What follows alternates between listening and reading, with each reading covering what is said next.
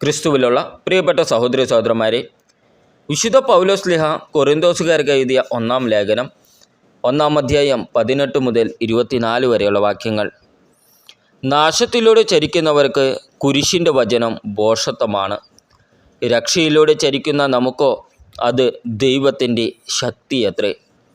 വിജ്ഞാനികളുടെ വിജ്ഞാനം ഞാൻ നശിപ്പിക്കും, വിവേകികളുടെ വിവേകം ഞാൻ നിഷ്ഫലമാക്കും എന്ന് എഴുതപ്പെട്ടിരിക്കുന്നുവല്ലോ. വിജ്ഞാനി എവിടെ? നിയമജ്ഞൻ എവിടെ?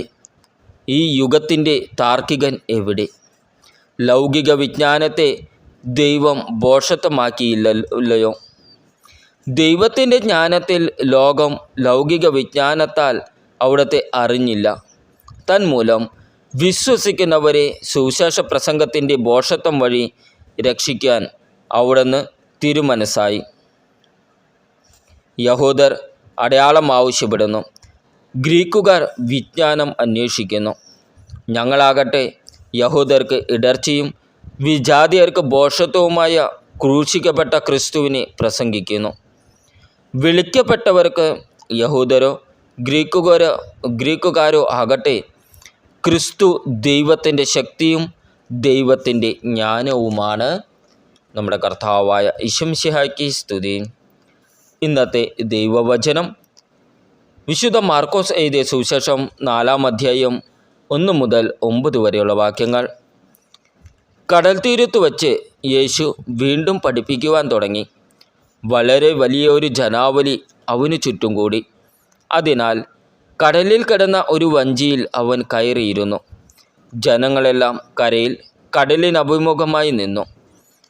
അവൻ ഉപമകൾ വഴി പല കാര്യങ്ങൾ അവരെ പഠിപ്പിച്ചു. അവരെ ഉപദേശിച്ചുകൊണ്ട് അവൻ പറഞ്ഞു, കേൾക്കുവിൻ. ഒരു വിതക്കാരൻ വിതയ്ക്കാൻ പുറപ്പെട്ടു. വിതച്ചപ്പോൾ വിത്തുകളിൽ ചിലത് വഴിയരികിൽ വീണു. പക്ഷികൾ വന്ന് അവ തിന്നുകളഞ്ഞു. മറ്റു ചിലത് മണ്ണ് അധികമില്ലാത്ത പാറപ്പുറത്ത് വീണു. മണ്ണിന് ആഴമില്ലാതിരുന്നതിനാൽ അത് പെട്ടെന്ന് മുളച്ചു പൊങ്ങി. സൂര്യൻ ഉദിച്ചപ്പോൾ അത് വെയിലേറ്റു വാടുകയും വേരില്ലാതിരുന്നതിനാൽ കരിഞ്ഞു പോവുകയും ചെയ്തു. വേറെ ചിലത് മുൾച്ചെടികൾക്കിടയിൽ വീണു. മുൾച്ചെടികൾ വളർന്ന് അതിനെ ഞെരുക്കിക്കളഞ്ഞു. അത് ഫലം പുറപ്പെടുവിച്ചില്ല. ശേഷിച്ച വിത്തുകൾ നല്ല മണ്ണിൽ പതിച്ചു. അവ തഴച്ചു വളർന്ന് 30 മേനിയും 60 മേനിയും 100 മേനിയും ഫലം വിളയിച്ചു. അവൻ പറഞ്ഞു, കേൾക്കാൻ ചെവിയുള്ളവൻ കേൾക്കട്ടെ. നമ്മുടെ കർത്താവായ ഈശോമിശിഹായ്ക്ക് സ്തുതി. വിചിന്തനം. സർവ്വസാധാരണമായി വിത്ത് വിതയ്ക്കൽ വിവരിച്ചുകൊണ്ട് ഉദാത്തമായ ആത്മീയ പാഠങ്ങൾ ഈശോ പഠിപ്പിക്കുകയാണ് ഇവിടെ വിതയ്ക്കപ്പെട്ട വിത്തുകളുടെ ഗുണമേന്മയിലുള്ള വ്യത്യാസമല്ല, അത് വന്നു വീണ പ്രതലത്തിൻ്റെ വ്യത്യാസത്തിലാണ് ഫലത്തിൽ വൈവിധ്യമുണ്ടായത്. അനുദിനം എത്രയെത്ര ദൈവവചനമാകുന്ന വിത്താണ് നമ്മുടെ ഹൃദയമാകുന്ന നിലത്ത് വീഴുന്നത്.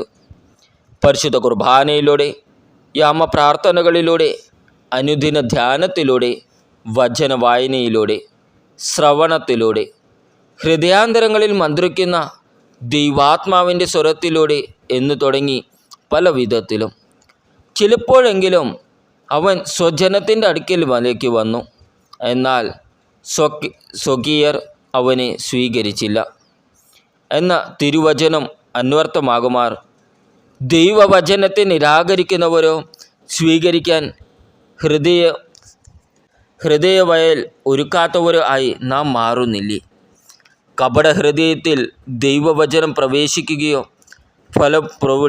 ഫലം പുറപ്പെടുവിക്കുകയോ ഇല്ല എന്ന് ഗ്രഹിച്ച് ഹൃദയനിലത്തിലെ മൂലപാപങ്ങളും അതുളവാക്കുന്ന ആസ്തികളും കണ്ടെത്തി ഉന്മൂലനം ചെയ്ത് നിർമ്മല ഹൃദയമുള്ളവരായി വിതയ്ക്കപ്പെടുന്ന വചനത്തിന് ഫലം നൽകുന്നവരാകാം നമുക്കെല്ലാവർക്കും. നമ്മുടെ കർത്താവായ ഈശോമിശിഹായ്ക്ക് സ്തുതി.